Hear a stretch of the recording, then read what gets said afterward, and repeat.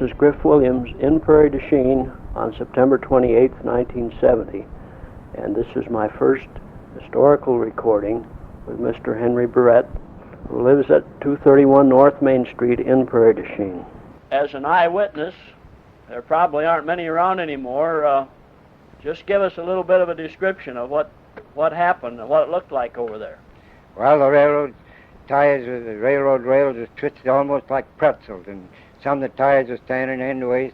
Why, you couldn't imagine the force that the water had, the way it twisted them railroad tracks up. You built the foundation to get out of what level of flood, you said? On a 23-foot flood. Now that you thought would be safe. That's what I thought. And it was until 65. Until 65, and it's been ever since, so far. But in 65, you got water in the... I got right in here where we're sitting, huh? 21 inches. I had a ladder go up on top there, and I had that window open, and I'd go in that window there. Oh, you stayed right here? Oh, sure. I'd go in through that window right there, and in this other room here, I had a hot plate. Oh. Here, an electric hot plate. Oh, they didn't have to turn the electricity off, huh? I suppose maybe I should have, but I never did. And there's all kinds of wires underneath here. Yeah? Never shut nothing off, water or nothing. I know they all kind of made fun of me staying up there, but they said, that thing's going to float away with you. Let her go. I said, if that's my time, that's my time. That's it. At 5 o'clock in the morning, Mother told me to hitch up and get my sister to come home, that Father was dying. Mm-hmm. And so I went out and I hooked up the horse and went to get my sister. Just as I come within, say, 5-10 feet of where the post was to tie a horse, mm-hmm. Why, the horse began to shiver. I heard something and I looked around, and here I see a ball of fire. By the time I could figure out what it was, why, it was going past me already, this ball of fire, and it was low, very low. About as fast as I could look and think, it hit the bluff, the Iowa side, see? It did. It hit that bluff, and it must have hit the rock, and it just flashed all in spark, like a sparkler, and... it was a meteorite? It is a meteor. Is that right? It is a meteor. Well, afterwards I heard about it, but at that time I didn't know anything about a meteor. Yeah? But it kind of startled me. Well, now that horse heard that, or felt it, before I did. Yeah. And that's what made her quiver. We bought our first car when I think it might have been about 1912. Oh, yes. And we were one of the first little Ford buggies that was built, or that came into McGregor. Oh, that was quite a novelty at that time, I would guess. It certainly was. You just had to climb in. You were the talk of the town. And put the top down like a buggy. Yeah. I was taking care of the section at Glen Haven at the time, and I was going back and forth night and morning on the speeder. And the morning I left, I asked the operator if the train was all gone. He said, yes. He said, they're all gone. He said, there's one coming up. He says, you should meet that little in a few minutes. So I got on the eastbound track and went down. I got about a mile out of Glen Haven, about a mile and a quarter. And I just happened to look around, and this North Coast Limited passenger was right behind me. I don't think he was over a block away. But I got it off of the track when he went by, but I did lose my dinner pail. And the train hit the speeder then? No, he didn't hit the speeder. I got the speeder off the track. Oh, you got that off, I too. got the track, but he got the water, he got my dinner bucket. Well, I don't imagine at that point you were too interested in lunch. No, no. My father fell off of a freight train, and his both legs were crushed above the knees. And they had to be amputated, and there was no hospital here at that time. It was way before there were any painkillers or anesthetics at that time. So I think that he must have been some man to be able to endure the excruciating pain of having his legs amputated. They were crushed above the knees, when his legs were healed, he had in mind that he would like to be a cigar maker. But his relatives and friends discouraged him on the grounds that it might be too wearisome. They recommended or suggested that he open up a little confectionery store, which he did. And so our store kept operating for upwards of 100 years. The Ringling Brothers had a circus and come to town. Yeah. And I told Mother I wanted to go, and she gave me 50 cents and told me to be careful how I spent that. And that's the first time I ever saw one man drive 6 head of horses on an enclosed wagon. What was in the wagon, I don't know. Mm-hmm. But that intrigued me, and that was, in my estimation, the biggest thing a man could do, was drive 6 head of horses. Yeah. I can remember the production of moonshine, illicit alcohol, and what have you. And everybody in the neighborhood in them days used to make their own home brew. And I can remember 20 and 30 gallon crocks, the old Red Wing crocks, sitting in the bedroom there as a boy. And they'd get to smelling pretty good before you got around to bottling it. And I know as just a youngster, why, I was the one that had to run the bottle capper while somebody else filled these old ketchup bottles with home brew. Then after you bottled maybe 20 or 30 gallons of home brew, you had to wait a while for it to pick up a little extra horsepower in the bottle. You didn't drink it right away. Oh, I see.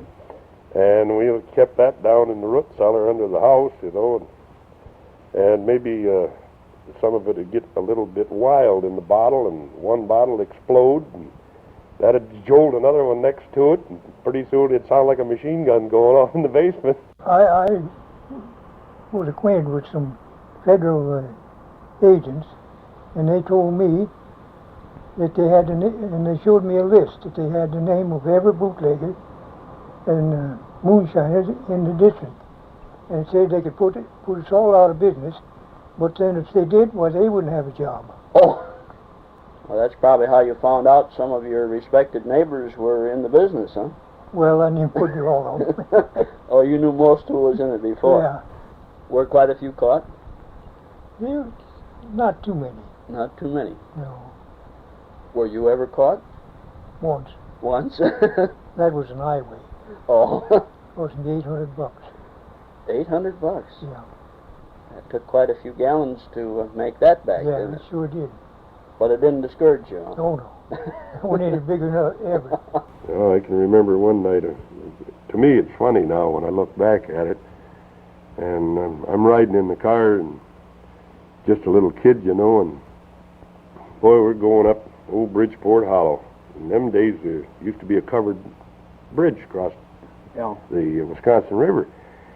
And you paid your toll. We were got off the bridge and started up that old winding road that used to go through there.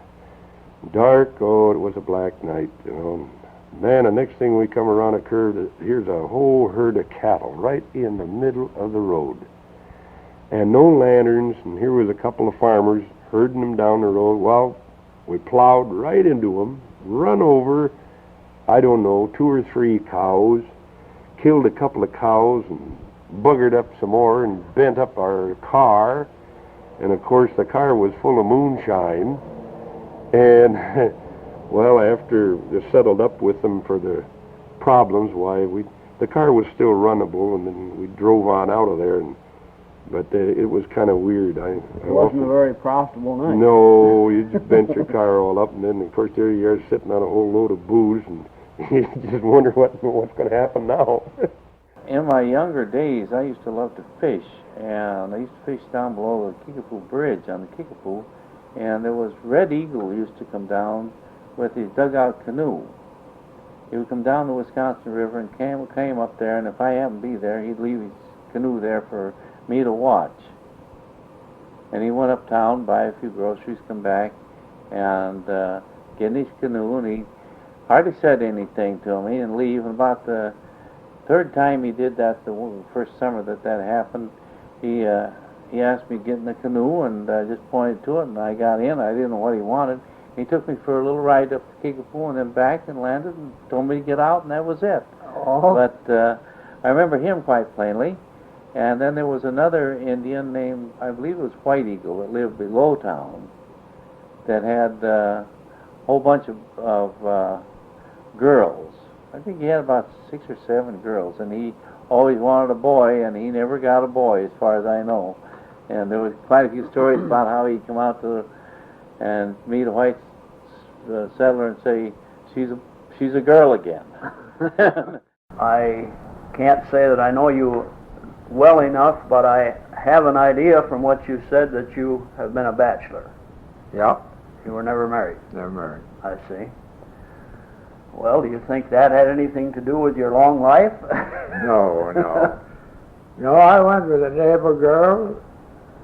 I was young. She got sick. She had TB. She was sick 4 years. And she died. Then I went with another girl. Then she got trouble with another man. And that settled it. Then I never got it. You figured that was enough, huh? Just happened that way. Maybe Yes. I ought to got married, but I don't know. The great important thing today, I think, is for people to realize what education really is and not what a lot of people think it is. Some people get the idea that the more knowledge you can cram into your head, the more and better educated you are. When the real purpose of education is training of the mind so that later on that mind can absorb and distinguish between good things, knowledge, and this cheap knowledge that is spread so rapidly in the recent years. So that many people today believe that what they hear in the communications is true because they said it. And my optimistic view is that the young people are going forward and disproving to the world some of the errors that have been expressed about them. I'm for the young people, and I'm sure they're going to make good. Your times are so changed. I would ask my father, I want to go downtown tonight, can I have a little money? He taught me honor and checked me for it, both in the same few words, saying, go to my pocketbook and help yourself, but be a man about it. Oh. And we would go to that old drawstring bag where he would have change and some currency, and we might take out a dime, 15 cents, rarely a quarter, and come to town. Mm-hmm. We could have taken more, but I'm sure that my brother and I never abused it. Mm-hmm. Pool was 5 cents a cue.